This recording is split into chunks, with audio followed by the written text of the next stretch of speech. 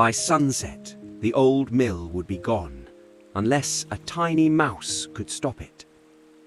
In a small village called Norpara, beside a slow river, there lived a mouse named Rahim. He was thinner and smaller than the other mice in the grain store, but he never once complained about his size. "Small paws can still carry big things," he used to say. Rahim lived inside the walls of an old stone flour mill, where hundreds of mice worked together every night, gathering fallen grain, storing it before the rains came. The mill's owner, an old woman named Amina, had never once set a trap. She always said the mice were part of the mill's soul.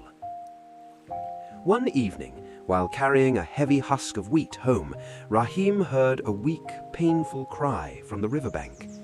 He followed the sound and found an owl tangled in a fishing net, her wing bent awkwardly beneath the rope.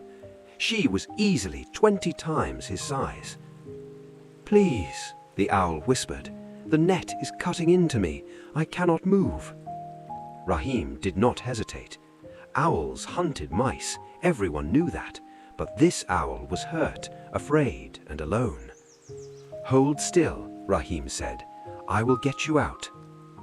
For nearly an hour, Rahim gnawed through the thick, wet rope, thread by thread, his small teeth aching with every bite. Finally, the last knot gave way, and the owl's wing came free. She rose slowly into the air, testing her wing, then landed gently beside him. "You could have run," she said. "Instead, you saved an owl who could have eaten you." "Kindness doesn't ask who deserves it," Rahim replied. "I am Rahim." "I am Meher," the owl said. "If you ever call my name 3 times into the night sky, I will hear it wherever I am." Weeks passed. Then one grey morning, machines rumbled into Norpara.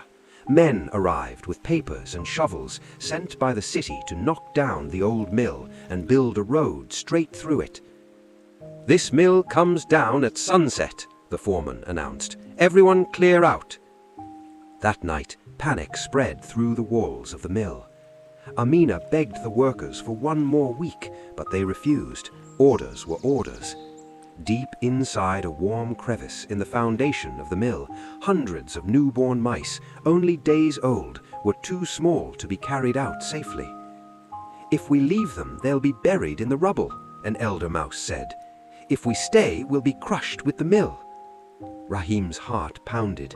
There had to be another way.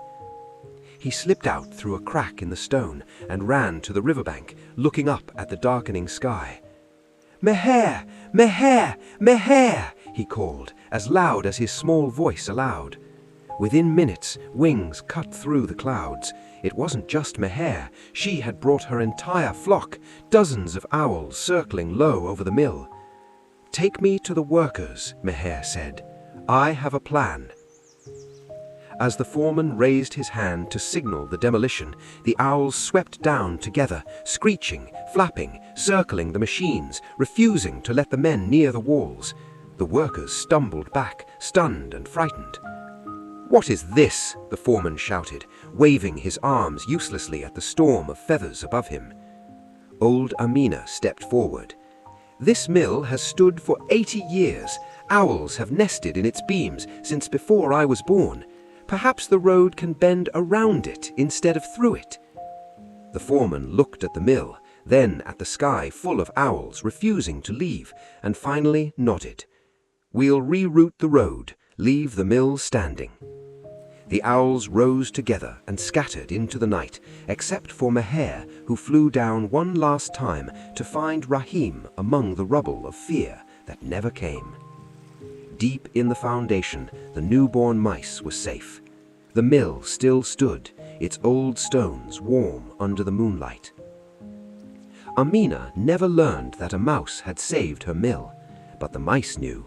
And that night, an elder mouse gathered every young mouse in the grain store and told them Rahim's story. He reminded them of something simple. No act of kindness is ever wasted, and no one is ever too small to change everything. If a mouse can save a mill, imagine what your smallest kindness today could save.